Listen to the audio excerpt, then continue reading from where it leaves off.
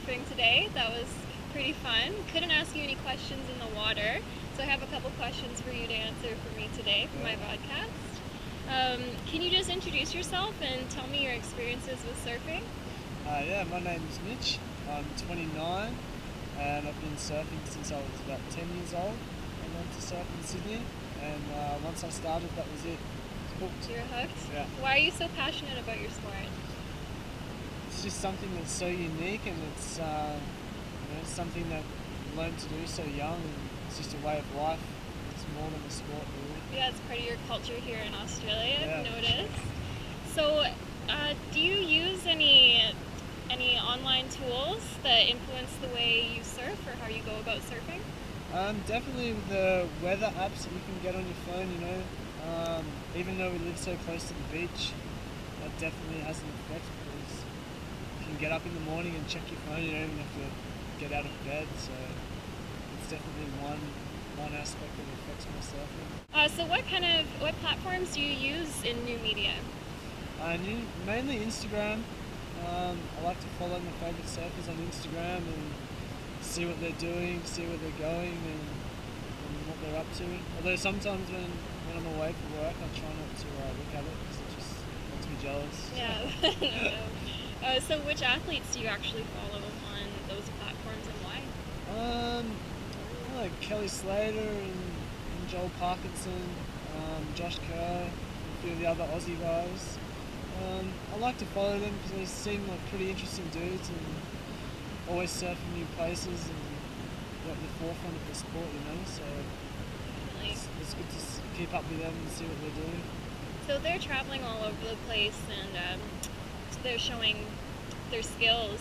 What kind of content do you enjoy the most from them? Just seeing where they're surfing, really, seeing the equipment they're using. It's quite interesting to see the progression in surfboards and what they're riding. That's probably the main things that I like to check out.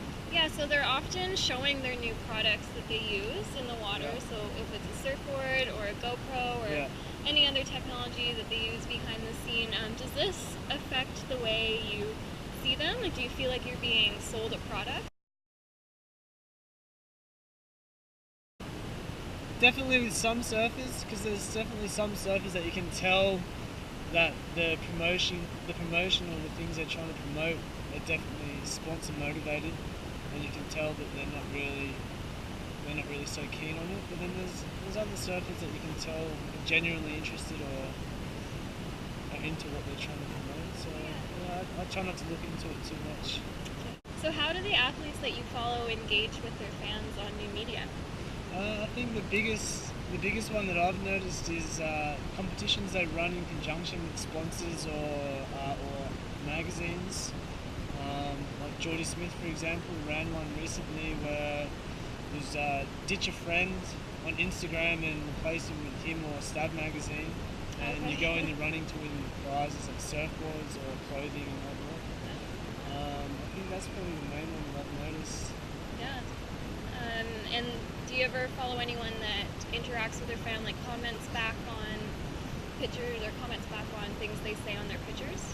Yeah, I think obviously you get a surfer like Kelly Slater that has over 850,000 followers. You can't really write back to every single comment that people write, but I think a lot of them do write back to comments if they think it's appropriate. Definitely. So is Kelly Slater one of your favorites that you follow? Yeah, definitely, because he's not only promoting surfing and stuff on his Instagram account, but he's also very passionate about healthy living and environmental issues and things like that. He's a very intelligent person. He definitely uses Instagram in a clever way to promote the things that he's into.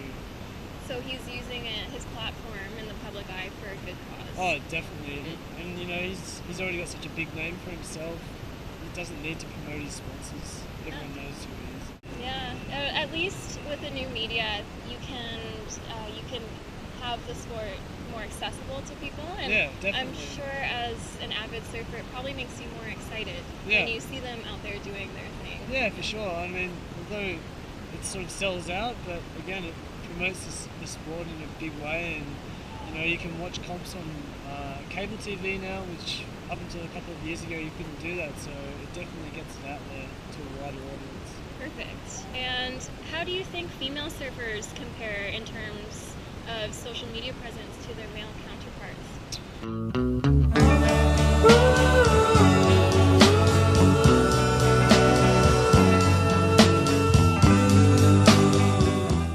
Oh, I think they're on par. Yeah? If not even, yeah, definitely. Are there ways of using social media different than the male?